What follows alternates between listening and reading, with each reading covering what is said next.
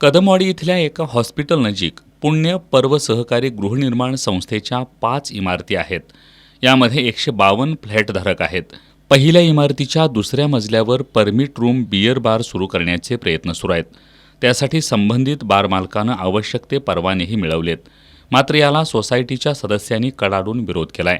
परवाना देण्यात जी शासकीय यंत्रणा सक्रिय आहे त्यांची निवृत्ती न्यायाधीशामार्फत चौकशी करावी अशी मागणी कोल्हापूर जिल्हा फ्लॅटधारक अन्याय निवारण कृती समितीने केली आहे. बार मालकाला परवानगी देताना महापालिका, जिल्हाधिकारी आणि राज्य उत्पादन शुल्क यांनी हरकती मागवल्या होत्या. स्थानिक रहिवाशांनी आपल्या हरकती नोंदवल्या असतानाही बार मालकांना परवाना कसा दिला असा सवाल कृती समितीनं उपस्थित केलाय. या विरोधात न्यायालयीन लढाई तर लढूच, पण त्याबरोबरच आंदोलन छेडण्याचा इशारा समितीनं दिलाय. पत्रकार बैठकीला सतीशचंद्र कांबळे, कविता वाळवेकर, डॉक्टर दिनेश वाळवेकर, केट फर्नांडिस, दर्शना गर्ग, विद्या सरनाईक, प्रियांका पाटील, पूजा जाधव, फ्रान्सिस डायस, पूजा जाधव, सबिया शेख यांच्यासह सोसायटीचे पदाधिकारी उपस्थित होते.